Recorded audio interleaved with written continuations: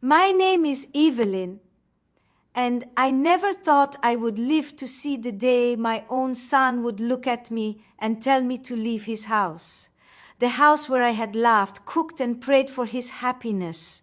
For years, it felt like my heart stopped beating for a moment when I heard those words, but sometimes life pushes us into pain only to teach us how strong love can really be. It all began after my husband Robert passed away. He had been my best friend for 40 years. He was the kind of man who woke up whistling every morning and never forgot to kiss my forehead before work when he died.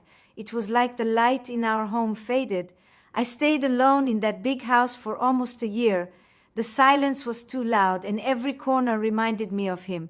My son David used to visit on weekends with his wife Julia and their two boys, Lucas and Noah. One day he said, "Mom, this house is too big for you. Why don't you sell it and come stay with us?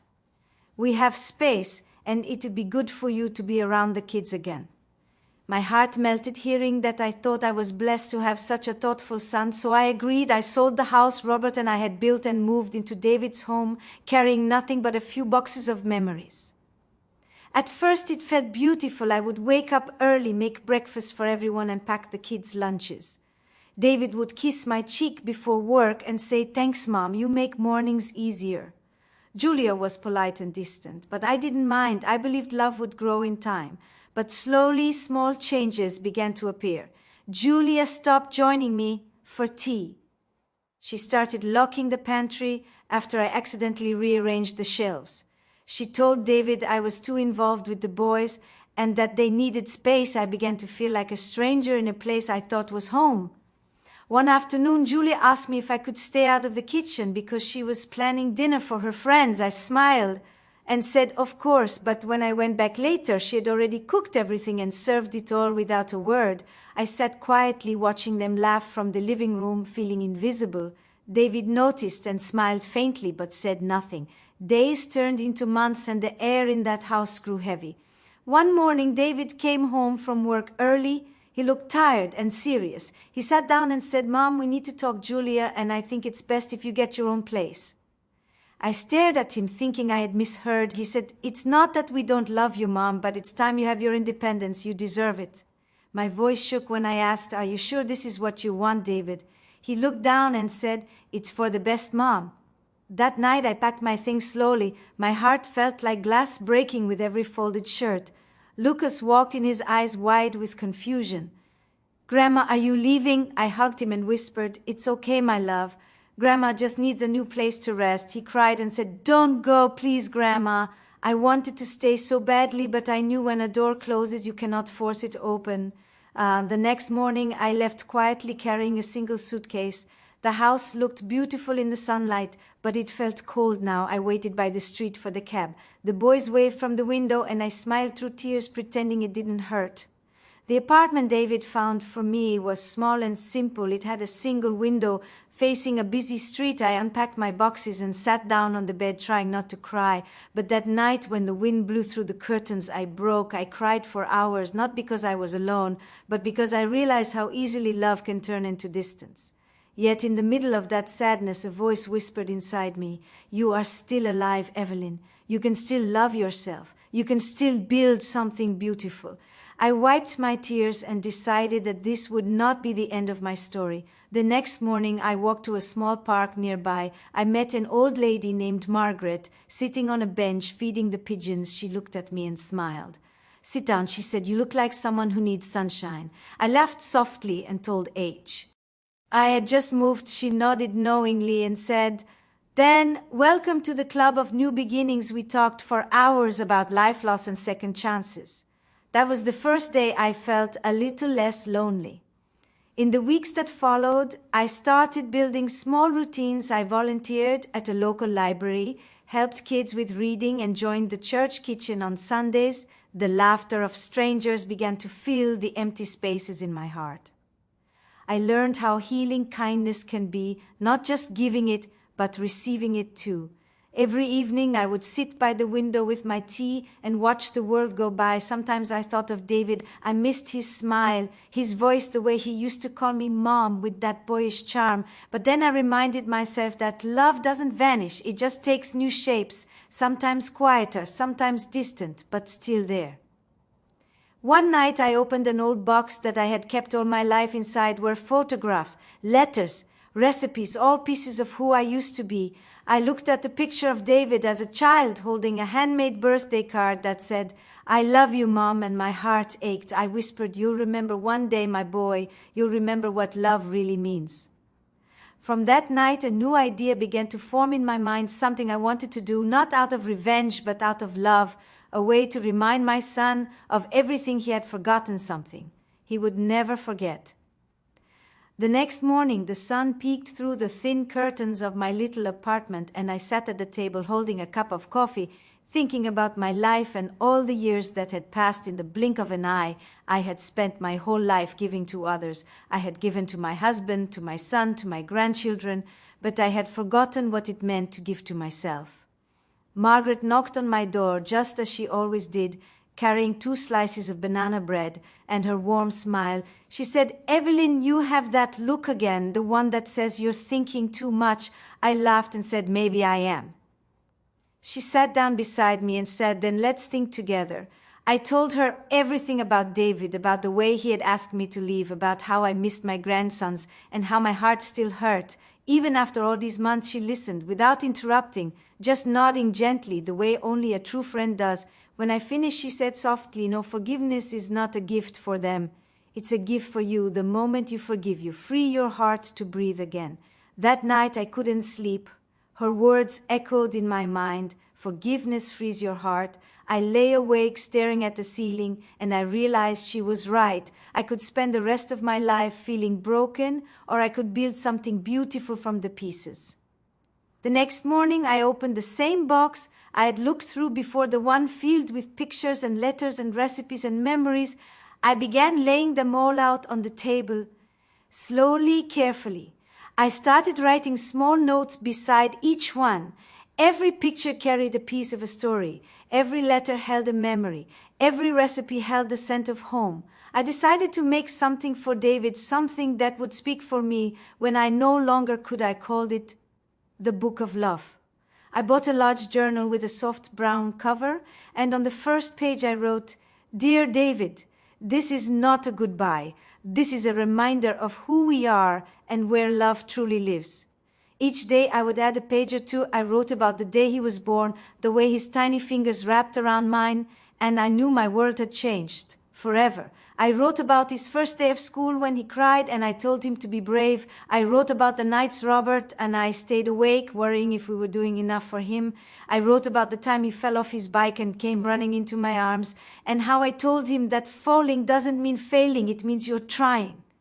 As I wrote, the pain in my chest began to soften. The bitterness that once sat heavy inside me started to fade. I cried sometimes, but those tears felt different, lighter, almost healing. Every word I wrote was a piece of love I had never said out loud. One afternoon, Margaret came by and saw the book on my table. She picked it up carefully and said, "What's this?" I smiled and said, "It's my heart, in paper form." She looked through it and her eyes filled with tears. "Evelyn," she said, "this is beautiful. He will treasure this forever, I hope." So I said softly, "I hope it reminds him that love never leaves, even when people do." Weeks passed and the book of love began to fill up. I added little keepsakes inside, a pressed flower from my old garden, a lock of my hair, a photo of his boys laughing, a copy of the recipe for his favorite chicken soup. There were times I wondered if he would ever see it, if he would even care. But I reminded myself this wasn't about what he did. It was about what I chose to give. One evening I was sitting by the window watching the sunset when my phone buzzed. It was a message from an unknown number. My hands trembled as I opened it. It was from David. He wrote, "Hi, Mom, I hope you're doing okay. The boys miss you. They talk about you every day. Julia and I have been thinking about you a lot lately. We wanted to know if we could visit this weekend." My heart leapt. I could barely type the reply. "Of course," I wrote. I'd love that. That Saturday when the doorbell rang, I almost couldn't breathe. I opened the door and there they were. David, Julia, and the boys. Lucas ran straight into my arms shouting, "Grandma, I missed you so much." I held him tight, tears blurring my vision. David looked at me shyly like a little boy again and said, "You look good, Mom." I smiled and said, "You too, my dear. Come in." "Come in." Julia smiled politely, but her eyes looked softer than before. We sat together at the little kitchen table sipping tea. I had baked cookies the way I used to when they were kids. The boys laughed and told me stories from school. Julia complimented the cookies and I could feel the walls that had stood between us slowly crumbling. David looked around my small apartment and said, "It feels peaceful here, Mom. It feels like you." After dinner, he stayed back while Julia took the kids to the park. He said quietly, "Mom, I owe you an apology.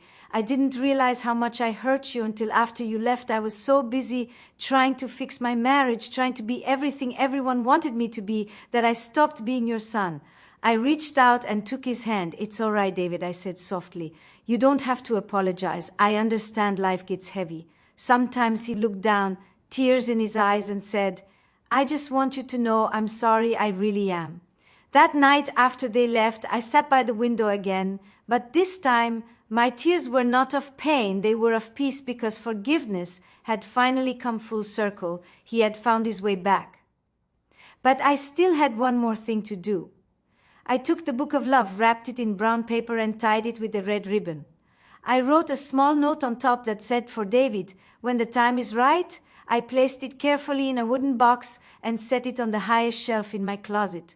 I didn't know when he would find it or how long it would take, but I knew someday it would reach him, and when it did, it would speak louder than any words I could ever say. The days began to pass with a different kind of peace. I would wake up early every morning, open the curtains, and let the sunlight fill my little apartment. The world outside always seemed to whisper a quiet good morning, as if reminding me that I was still here, still living, still breathing. I started volunteering at the local library a few blocks away.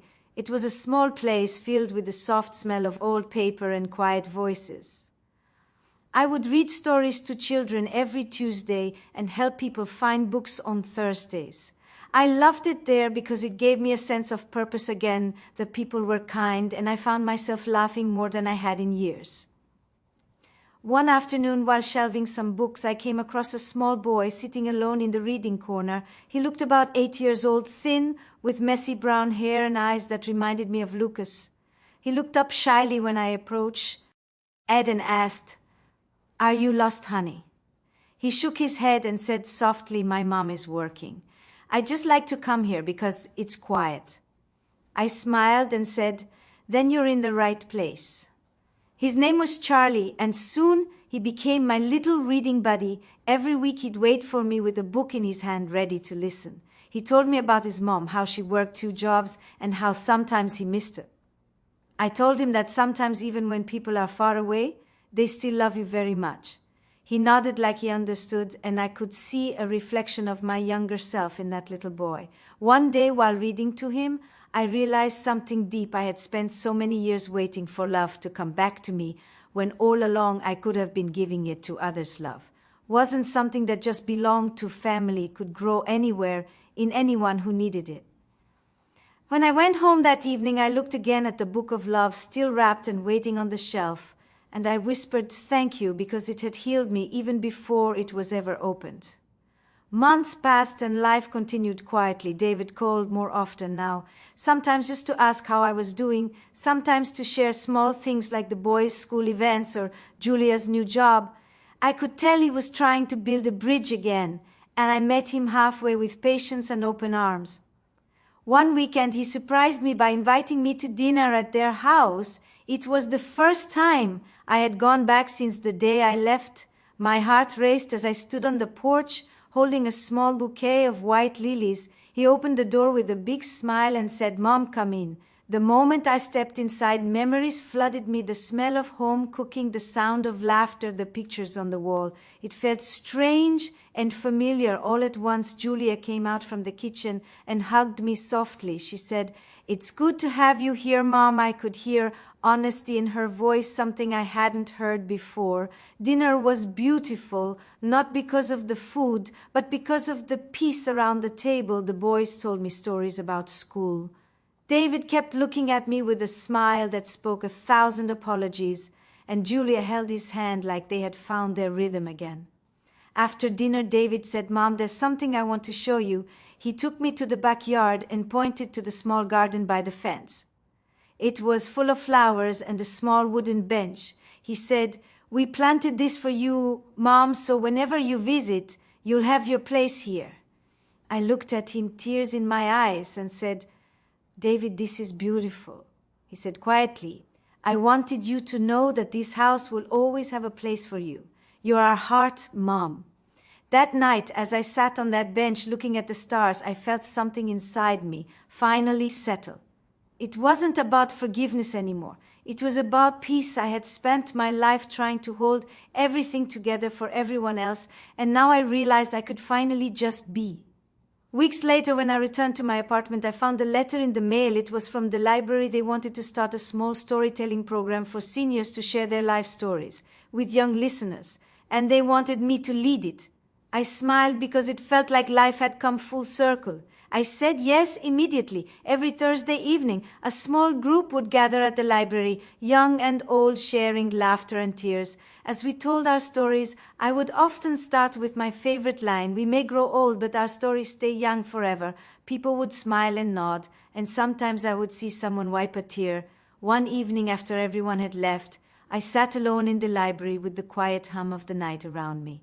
I thought about David, Julia, the boys, and little Charlie. I thought about the house, the garden, the book, the hurt, the healing, and how everything had led me exactly here. That night I went home and took down the wooden box from the shelf. I opened it gently and looked at the book of love. One more time I ran my fingers over the cover and whispered, "Thank you for bringing me back to myself." Then I wrote 1. Last page inside it said, "Dear David, I never left you, not really. You may have asked me to leave your house, but you could never make me leave your heart, because a mother's love doesn't end where pain begins. It just finds a new way to shine." I closed the book, tied the ribbon again, and smiled because I finally understood that what I left him wasn't anger or guilt or sadness. I left him love, the kind of love that would stay long after I was gone. The weeks passed quietly, and life began to settle into a rhythm. I found peace in the little things, watering my plants, baking cookies for the kids at the library, and talking to Margaret every evening about how time changes everything. One night, as we sat together on her porch, she said, "Evelyn, I can see a light in you again. You were dim for so long, but now you shine brighter than ever." I smiled and said, "Maybe because I finally learned that peace doesn't come from people, it comes from letting go." She nodded and said, "That's the kind of lesson you can only learn after your heart's been broken a few times." We both laughed softly because we knew it was true. The next morning, I got a call from David. He sounded excited, Mom. He said, "The boys have a school event next week. They're performing a song and they really want you to come. Will you?" I couldn't stop the tears as I said, "Of course, honey, I wouldn't miss it for the world." The day of the event, I dressed in my best blue dress and went to the school auditorium. The moment I saw Lucas and Ethan on stage waving at me, my heart felt like it could burst. I clapped so hard my hands hurt. When it ended, Lucas ran straight into my arms shouting, "Grandma, did you hear me? I sang the loudest." I hugged him and said, "You sang like an angel, my sweet boy." David stood nearby watching us with tears in his eyes. He said quietly, "I'm glad you came, Mom. They needed this, and so did I." I smiled and said we all did. A few days later, I got sick. Nothing serious, just a cold, but it made me stay in bed for a while during that time. I found myself thinking about life again, about how fragile it can be and how important it is to leave something meaningful behind. That's when I knew it was time for David to have the book of love. When I felt better, I wrapped it again in the same brown paper, tied the red ribbon around it, and wrote a new note. This time it said, "For when your heart needs a reminder of home." I placed it in my bag and decided to visit him the next day. When I arrived at his house, the boys ran out to greet me. Julia smiled warmly and said, "Come in, Mom, dinner's almost ready." The smell of roast chicken filled the air, and laughter echoed through the rooms. The house felt alive. After dinner, I asked David to walk with me into the backyard. We sat on the bench he had built for me. The night was still and quiet, the stars bright above us. I handed him the wrapped book and said softly, "This is for you." He looked surprised. "What is it?" I smiled. "You'll know when the time is right to open it." He hesitated but took it gently and said, "Thank you, Mom. I'll keep it safe." We sat there for a while without speaking, just listening to the crickets and the wind moving through the trees. Then David said, "Mom, can I ask you something? When you left that day, what were you thinking?" I looked at him for a long moment and said, "I was thinking that sometimes the only way to love someone is to step back and let them find their way. I knew you had to learn things on your own, David, and I had to learn how to let go." He nodded, tears forming in his eyes, and said, "I understand now. I wish I'd understood then." A few weeks passed and I didn't hear from him much, but I didn't mind because I had peace in my heart. Then one evening, just as the sun was setting, my phone rang. It was David, but his voice sounded different, shaky. He said, "Mom, I just finished reading the book." There was silence for a moment, and then he said, "I can't stop crying. I didn't know you carried all that love, all that pain, all those memories. I didn't know how much you gave up for me. I have never asked you to leave, Mom. I'm so sorry." My throat tightened, but I kept my voice steady. I said, "Oh, honey, you don't have to be sorry. That book wasn't written to make you feel guilt. It was written so you'd never forget that no matter what happens between us, love always remains." He whispered, "Thank you, Mom. I'll never forget this, I promise." After that day, something changed between us.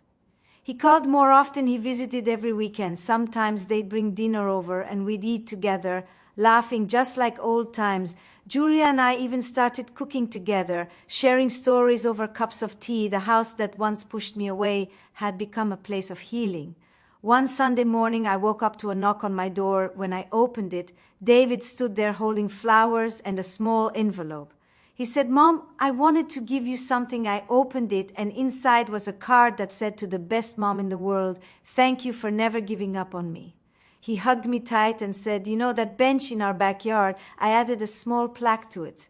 It says, 'A mother's love lives forever.'" I couldn't speak. I just held him and whispered, "I love you, my son." Years later, when I was older and the world had slowed down a little, I would sometimes sit on that same bench in the backyard, surrounded by the laughter of my grandsons and the warmth of my family. David would sit beside me quietly holding my hand, and we would watch the sunset together without needing to say a single word, because everything we needed to say had already been written in the book of love. The years rolled on gently, like pages turning in a book. I grew older, my hair silver, my hands softer, my steps slower, but my heart somehow lighter. I had spent so much of my life chasing peace, and now I finally understood it had been within me all along. David and his family visited often, sometimes just for tea, sometimes to sit and talk about the past. The boys had grown taller and louder, filling the house with laughter that made every wall hum with warmth. They would sit at my feet and ask Grandma, "Tell us a story," and I would smile and begin. Every story begins with love and ends with it too. One quiet autumn afternoon, David and I sat on the porch, wrapped in blankets, watching the leaves fall one by one. The air smelled of wood smoke and cinnamon. He looked at me and said softly, "You know, Mom, I read your book again last night. I keep it by my bed. I read it whenever life gets heavy. It reminds me that I'm never alone." I smiled at him and said, "That's what it was meant to do, honey. When the heart forgets love, the memory of it keeps us alive." He nodded and said, "You gave me something I'll never forget. Not just the book, but the strength to forgive myself." We sat there quietly for a long while, the sky turning pink above us. The world felt still. I reached for his hand and said, "David, promise me something. Promise me that no matter how far life takes you, you'll never stop loving the way you were loved." He squeezed my hand and said, "I promise, Mom, I'll never forget." That winter was colder than most, and my body began to slow down in ways I couldn't fight. The doctor said my heart was getting weaker, but I wasn't afraid. I had lived a full life, loved deeply, and been forgiven by the person who mattered most. I spent my days writing small letters for my grandsons and leaving them in an old wooden box beside the book of love. One morning I woke up before the sun and felt the world wrapped in silence. I made myself tea and sat by the window the way I always did, watching the sky turn from dark to gold. I whispered a small prayer of gratitude for everything I had been given, for every tear, every smile, every second that had made me who I was. That night when David called, I told him I loved him, and he said, "I love you too, Mom, sleep well." I smiled because something deep inside told me those might be the last words we'd share on this side of time. The next morning, I didn't wake up. I simply drifted peacefully into the quiet light that felt like home. David found me sitting by the window with the softest smile on my face, the book of love open beside me to the last page where I had written one final line. It said, "When I'm gone, don't look for me in the places I lived. Look for me in the laughter of your children, the kindness you show to others, and the love you keep alive in your heart, because that's where I'll always be." When he read those words, he cried not out of sorrow, but out of gratitude. He held the book to his chest and whispered, "Thank you, Mom, for everything." At the funeral, the sun shone gently over the garden, and the bench I loved so much was covered in flowers. There was peace everywhere. The boys placed a small framed photo of me on the bench, and David said quietly, "This is where she belongs. Right here, where love lives forever." As years passed, David carried on my lessons in his own quiet ways. He told my stories to his children, and to anyone who needed hope, he would often say, "My mom taught me that no matter how dark life gets, love will always find its way home." And every spring when the flowers bloomed in that little backyard garden, he would sit on the bench, close his eyes, and feel the warmth of the sun, and he could almost hear my voice whispering in the wind, "I never left you, my son, I only went where love never ends, because some gifts don't fade with time. Some hearts leave a light that no shadow can ever dim, and that was the gift I left him, the one he would never forget."